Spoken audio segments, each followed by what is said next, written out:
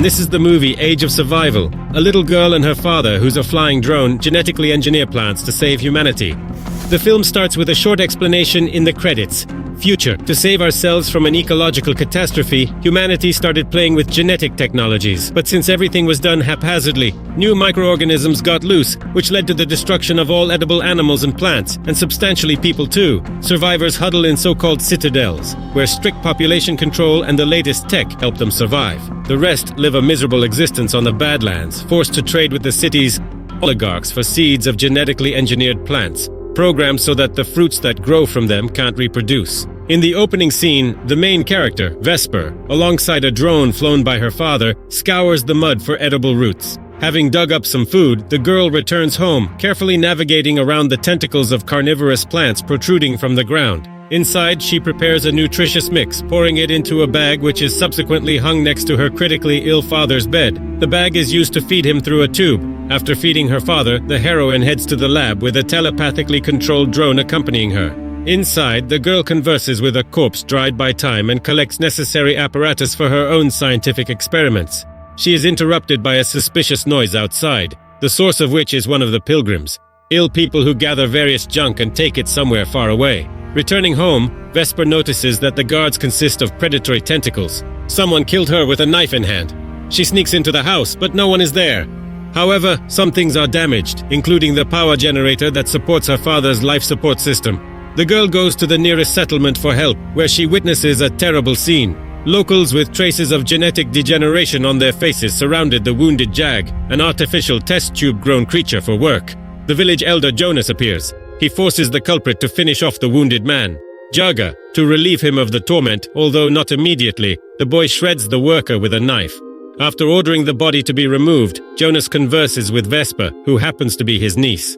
The girl asks her uncle for the parts necessary for repair, but he refuses to help for free. Times are harsh. Then the heroine gives up her blood in exchange. Jonas uses it when trading with the Citadel. When she asks to pay her, her uncle tells her to come back in a couple of days. First, you need to sell the blood, but the father won't last long this way, so the girl. She wants to take the liquid, but she's not getting anywhere. Jonas throws her out onto the street, where his children laugh at her. Later, Vesper comes back to the village to sneak in. When she tries to sneak into the house unnoticed, she bumps into one of Jonas's children, a boy drawing blood from his finger, but he doesn't say anything, allowing the heroine to execute her plan. But besides components for the generator, she also steals seeds, which her uncle unsuccessfully tries to grow a crop from.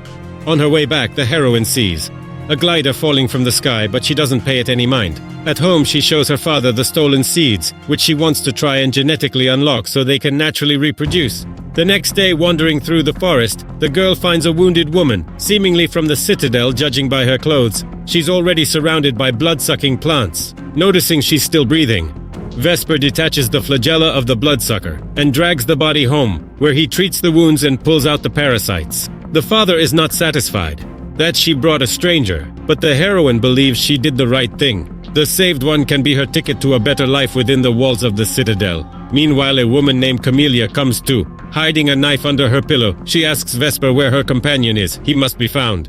Vesper, contrary to his father's words, promises to find the second passenger, but in the morning, because he's not fit to wander through the woods at night. In the evening, the girl tries to feed the guest, but she's not used to eating soup with larvae and caterpillars, even if carefully chosen ones. Juicy ones. Camellia says her father's a big shot who will help them, and Vesper reveals that her father was a Citadel soldier until he was wounded. His service. Suddenly, the patient has a seizure. Camellia soothes him with a kiss, after which he falls into a deep sleep. In the morning, the heroine with a drone goes in search of a crashed glider. Following the trail of the splinters, she finds the device in the lowlands. Vesper doesn't have time to open the door when Jonas arrives with his men. Seeing a hurt man from the Citadel inside, Jonas strangles him instead of helping, despite his niece's cries and pleas. Realizing there's another passenger somewhere, the uncle questions the girl if she has met someone, but she lies to keep Camellia safe. When she gets back home, she lies to the guests as well, claiming she didn't find anything. During the night, Vesper takes Camellia to her garden, where her genetically engineered plants are growing. She wishes to show her value as a geneticist, hoping that Camellia would vouch for her at the Citadel.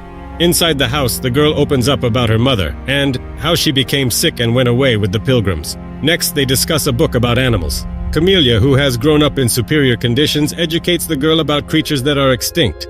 Having discussed with her father that they need to summon people from the Citadel for Camellia, the girl tries to get to her uncle's house the next day, which has the only signal transmitter in the area. The drone they sent for exploration gets caught by Jonas. He's digging into his innards when Vesper arrives. Her uncle wonders why she's here and if she knows who stole his seeds. He even had to punish his son, who was on shift that day. Scared by his ominous tone, Vesper grabs the drone at the first chance she gets and runs away. Jonas comes out whistling and gives orders to his sons. In the forest, the heroine launches the drone into flight, but after repairs it can barely hold its balance. It falls to the lowlands. The girl follows it and stumbles upon the body of a dead boy, the same one who failed to sound the alarm earlier. Soon the boy sent after her surface. They chase Vesper and eventually catch her. While two of them hold her, the third places a red-hot iron brand on her arm. At home, the heroine tries to fix the drone in a distraught state. Amelia comforts her, and in the end, the girl admits to her that her father, Glider's co-passenger, is dead. She takes the guest to the forest where his body lies in a swamp. Vesper notices a scar on Camelia's back, realizing that she is an artificially created Jack, unique in its kind, endowed with a full consciousness and personality. Together with her creator, she fled for violating the law of sapience. Jaga, Vesper realizes that Camelia won't take her to the Citadel as she can't go back herself, which enrages her and throws mud at her. Returning to her father, the heroine tells about what happened. He notices that the girl still needs to run. Jonas marked her as prey and would punish her for stealing. As they talk, Camelia in another room attempts to kill herself with a hidden knife, but misses. At the cry of pain, Vesper runs in and prevents him from finishing what he started. After reconciling, the girl asks Camelia permission to examine her genetic material. In DNA, Vesper finds a blocked code, just like the seeds of plants that are deprived of the ability to reproduce. At the same time, Camelia says that her creator treated her not as a daughter, but as a wife. Remembering his guest, he begins to play the local version of the Gusli. The DNA suddenly reacts to certain notes, and with their help, Vesper manages to unlock the code. By adding Camelia's genetic material to the seeds, the heroine manages to remove the breeding block from them. Such an opening radically changes the entire system of commodity market relations, and through the disruption of the economy, the entire existing world order. Upon learning of this, her father tells Vesper to go with Camelia to another stronghold and exchange the unlocked seeds for a safe haven.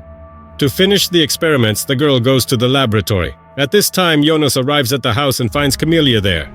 He offers to go with him, threatening to kill his sick brother if he refuses, but noticing that Jack's Tane is a man, Jonas tries to rape her first and then beat her, with Vesper and Drone returning from doing so.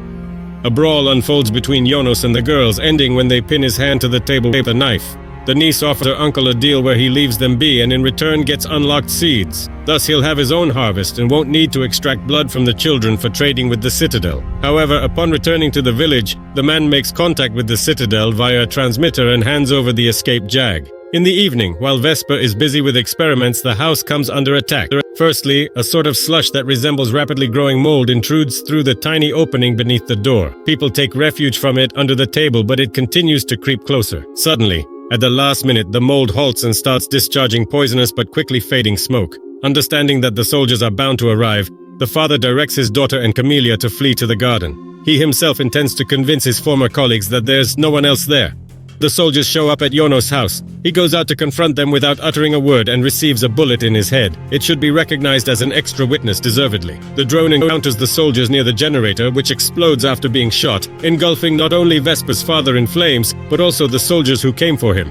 The girl, seeing the flames in a rush, runs back in tears, but Camelia holds her back and brings her to her senses. They continue their journey to the garden, but the silent security forces of the Citadel are already trailing them. Vesper uses his knowledge of the area and the characteristics of the plants to trap one of them between the red bushes. If you disturb them, a swarm of aggressive fireflies will attack the peacebreaker. This happens to the first soldier, but the second one skirts around the bushes in search of fugitives. The girls hide behind bushes until another plant betrays them with its squeals. The soldier returns and a fight ensues between them. Vesper smears dirt on the helmet's visor, causing him to drop his gun. Picking it up, the girl doesn't know how to fire it, but considers throwing it into the bush. Alarmed, the swarm of fireflies rises from the thicket and attacks the man standing nearby. Boyaku, Camelia, realizing that the soldiers will not stop pursuing her, prepares to turn herself in. Tearful Vesper pleads with her to stay and not abandon her, but Jack, using a soporific kiss, puts the girl to sleep. Camouflaging her body with dry leaves, Camelia heads to the garden where the soldiers locate her. Waking up in the morning in the forest on the ground, like a hooligan after a heavy drinking session, Vesper returns to the ashes where the house once stood. She plants a few seeds in the charred soil, caught in the act by the 4 Yono children. Somehow surviving the night cleanup, when Vesper leaves to search for a new citadel, they follow her. the children traveling across the country joining a line of pilgrims who haul collected garbage in one known direction. After a few days, the travelers arrive at a massive man-made tower of rubbish, built by pilgrims who set up a tent city at its base. As they get closer to the tower, Vesper Krolant from Gilead realizes that her journey is nearly over. Leaving her companions below, the girl Karabka, climbing up the fragile structure of the tower, almost falling off in the process, she makes it to the very top, the observation deck towering above the surrounding forests. The girl takes a look around and notices the giant domes of another citadel not far away. However, instead of descending and heading there, Vesper takes out the unlocked seeds and throws them into the wind so that it might carry them far and wide, planting the nearest lands. Who knows, in time, vegetables and fruits might once again spread all over the earth. At this point,